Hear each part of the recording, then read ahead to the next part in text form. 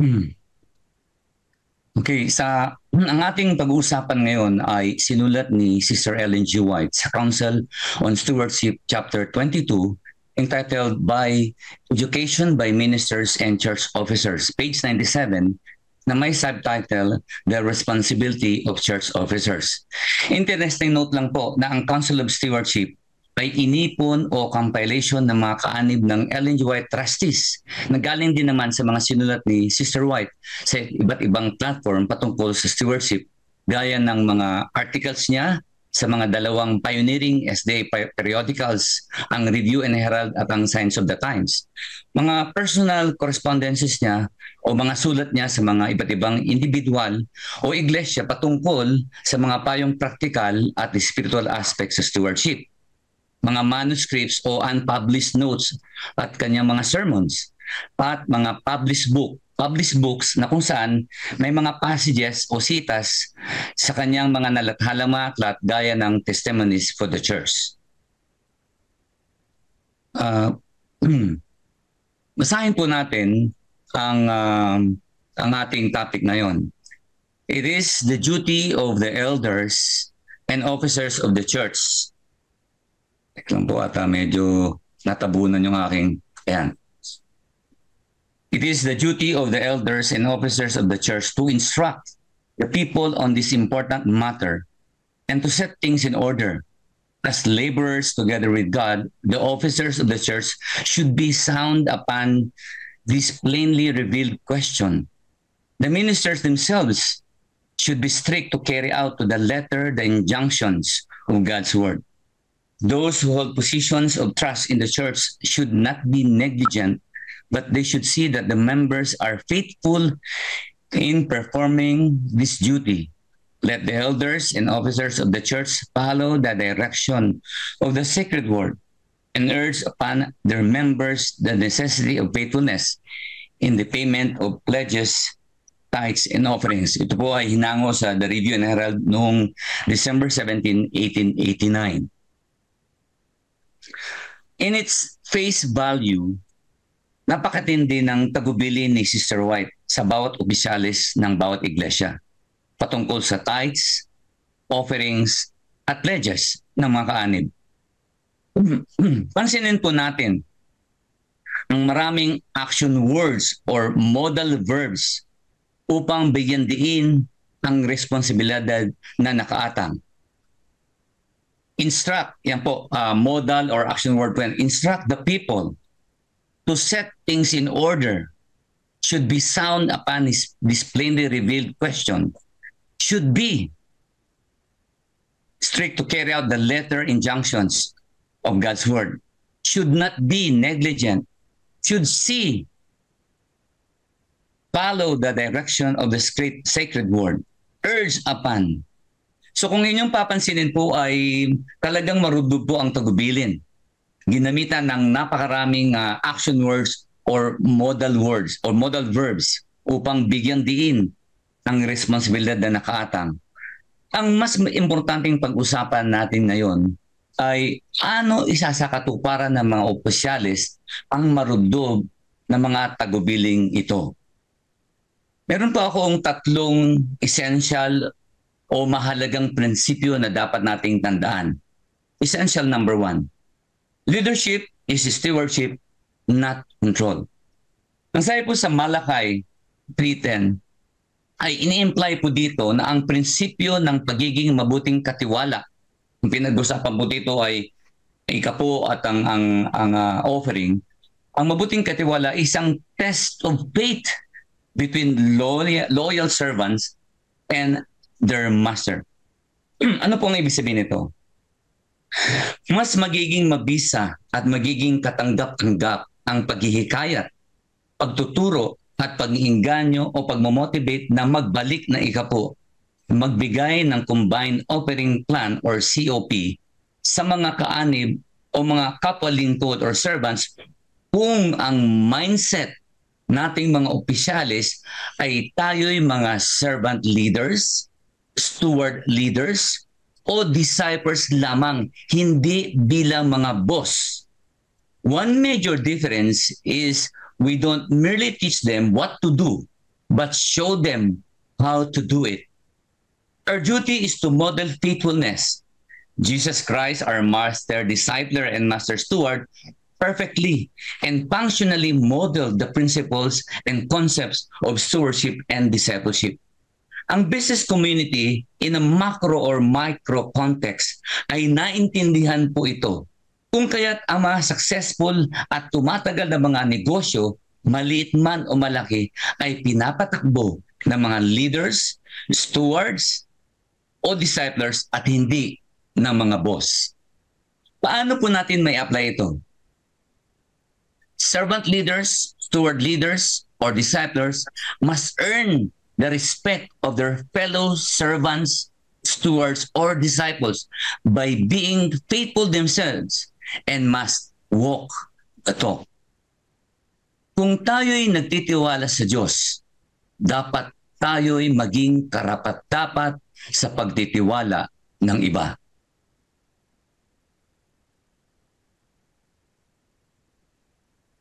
Essential number 2. Stewardship is an act of the highest worship. Ang prinsipyo po ay ganito. Himayin po natin briefly ang 2 Corinthians chapter 9 verse 7. Ang sabi po doon, each of you must make up your mind about how much to give, but don't feel sorry that you must give and don't feel you are forced to give. God loves people who love to give. Ito po ay hango sa Contemporary English Version. Narito po ang mga nakita kong implikasyon sa talatang ito. Una, each of you. Ito po ay tungkol sa individual accountability. Ibig sabihin na ang bawat isa sa atin ay may pananagutang pangunahan o pangunahin para sa kanyang sarili.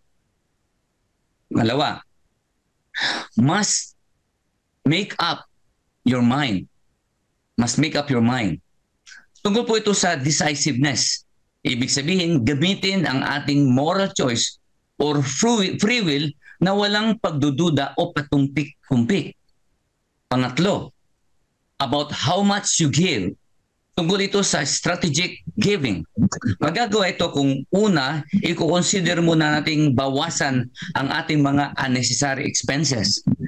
Then, i-manage ng mabuti ang God-given opportunity. At ang panghuli na napaka-importante, never forget to consider what God gave and did to you. Ito po ay resulta mo ito ay isang well-planned, combined offering plan. Amen. Amen. Letter D, o pang-apat, but don't feel sorry that you must give and don't feel that you are forced to give. Tungkol po ito sa sacrificial yet satisfies the soul. Yung alam natin na kahit apektado tayo sa ibinibigay natin dahil sakripisyo nga po ang COP, tayo ay masaya.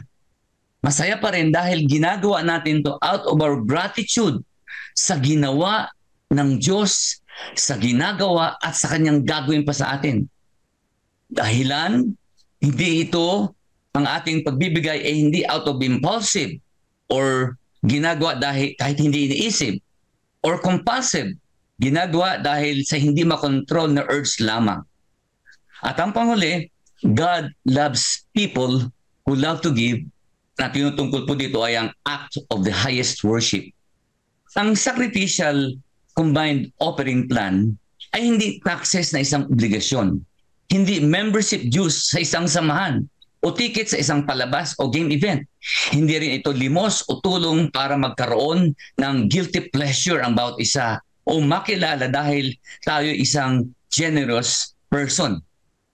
Ang totoo po, ito ay isang uri ng mataas na pagsamba na nararanasan lamang ng isang individual na mayroong grateful heart sa Diyos. Dahil na-realize niya na ang Diyos ay punong-puno ng pagmamahal sa mga maksalanang katulad natin. Naiyak ako dahil ito po ay sobrang personal na naranasan ko po ito.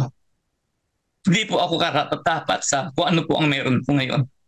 At kung nasaan po ako ngayon. Ako po ay Napakaraming nagawang mga pagkakamali sa Diyos. Subalit napakabuti po ang Diyos. Hindi niya po ako pinabayaan. Kahit dumating na po ang ako sa buhay ko na nakapagsalita na po ako ng napakapangit na salita laban sa Diyos. Subalit sinabi niya po sa akin, anak, galit ka lang, pero mahal na mahal kita at hindi kita pababayaan.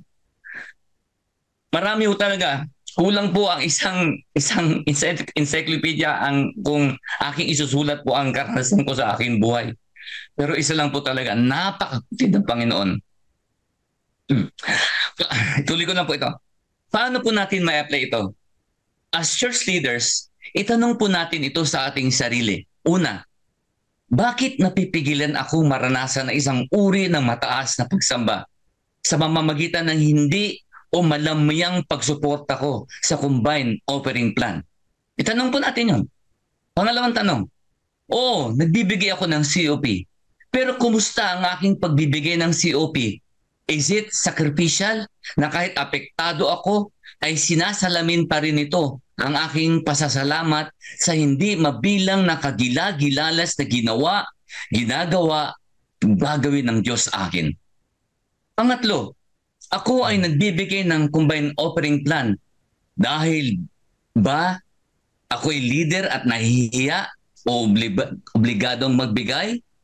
O nagbibigay ako ng COP dahil nararanasan ko ang isang uri ng mataas na pagsamba? Ang pangatlong essential na kailangan natin puntang daan ay ito po. Stewardship is local in context. Sa Proverbs 11:24 and 25 ay sinabing, those who give generously receive more, but those who are stingy with what is appropriate will grow needy.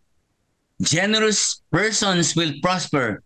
Those who refresh others will themselves be refreshed. Ito po ay hango sa Common English Version. Ano po ang ibig sabihin nito? Ang collective giving or combined offering plan ay sinusuportan ang local, regional, global gospel propagation. It feeds spiritually hungry and reveals lives, even ourselves. Amen. Ang tanong, paano po natin ma-apply ito? Isipin po natin ito. Dahil ang mga kaanib ng isang corporate body of Christ o church ay nagsihayo at lumaganap sa buong sanlibutan. Kaya, as steward leaders, servant leaders, or disciples, inaalalayan natin ang mga kapatiran at kasama tayo sa pagbibigay ng handog o combined offering plan. Atin ding ini-educate ang lahat na ang COP ay hindi lamang para sa ating Jerusalem, ito ay para din sa Judea, Samaria, at sa buong mundo. Amen. Tatapusin ko po ang aking presentation sa isang kwento. Sa isang masiglang barangay na nasa tabing dagat, abalang-abala si Nanay Janet sa paghanda sa kanyang sikat na adobo para sa taunang patlak ng kapitbahayan. Kumunot-noo ang bunso niyang si Pepito. Nay, bakit po tayo mag-effort? Ang liit ng adobo natin. Di yan kasya sa lahat. Ngumiti si Nanay Janet at sinabi, anak, ang patlak ay hindi tungkol sa isang putahe. Tingnan mo, si Ka Marlon ay may dalang sinigang. Si Ate Net ay may pansit. Pati si Mang Jerry nag-ambag na matamis niyang bibingka. Bawat handog, malaki man o maliit, nagpupuno sa hapag upang maraming makakain. Nang gabing yun, ang plaza ay puno ng tao, mga mangingisda, guro, super ng tricycle. Lahat ay nagdala ng kanyang ayon sa kanyang kaya. May isang bisitang naabutan ng bagyo nang sumali sa kanila. Salamat. Bulong nito habang kinakain ang unang mainit na pagkain niya sa ilang araw. Na mga si Pepito, ang simpleng mga putahe ay naging isang masaganang piging. Mga kapatid ko, gaya ng patlak, ang combined offering plan ay pinag-iisa ang ating handog. Pondo para sa local church, mission, union, division para sa local at global gospel endeavors upang maging mas malaki ang epekto. Walang ambag na masyadong maliit kung tayo'y nagbibigay na may kagalakan. Ginagawang himala ng Diyos ang ating adobo. Pinagpapala ang nagbibigay at tumatanggap. Tandaan po natin, bilang mga opisyalis ng mga iglesia, tayo po ay mga servant leaders, steward leaders, at mga disciples na inaalalayan ng may pag-ibig ang mga kaanib na magbalik ng ikapo, magbigay ng combined offering plan. Kasama nila ang ating collective faithfulness at acts of highest worship ay isang pagkakaisa o solidarity sa pagsuporta sa gawaing lokal, regional, global na pagpapalaganap ng everlasting gospel. Higit sa lahat ay pagpapakilala sa kadakilaan ng Diyos. Tulungan nawa tayo ng Diyos na maging mga tapat na servant leaders, steward leaders at mga disciples sa pangunguna sa paglalaan ng combined offering plan sa pangalan ni Jesus. Amen. Amen. Amen. Amen. Thank you, Pres. Purihin ng Panginoon. Amen. Lord. Amen. Po, exit. Amen. Amen. Salamat po, Brother Johnny, sa message ninyo at sa reflection na napakaganda. Buong buo po yung mensahe. At yung The Lord po. spiritual insights ay buong buo rin ho yung mga stewardship principles na inyong nakuha. Purihin ang Panginoon at sa maiksing panahon parang sinamarize nyo na po ang mga karanasan natin ng 100 days. Pagpasensya niyo po, medyo naiyak ko talaga ako dahil masyadong personal po itong leksyon na to sa aking buhay. Amen. Okay po yun. Very ano po. Salamat po. Very inspiring. Pastor, Praise the Lord po. ano pa ba si Pastor Renel? Yung illustration niyo po parang si Ma'am Janet at saka si Pastor Pipito yun ha. Tsaka kayo po, nandun din po kayo. Huwag yung pipito. Sige po. Bakit pansit lang sa akin, Brother Donnie? Salamat po sa inyo pong napaka-timely and strong message para magising tayo lahat.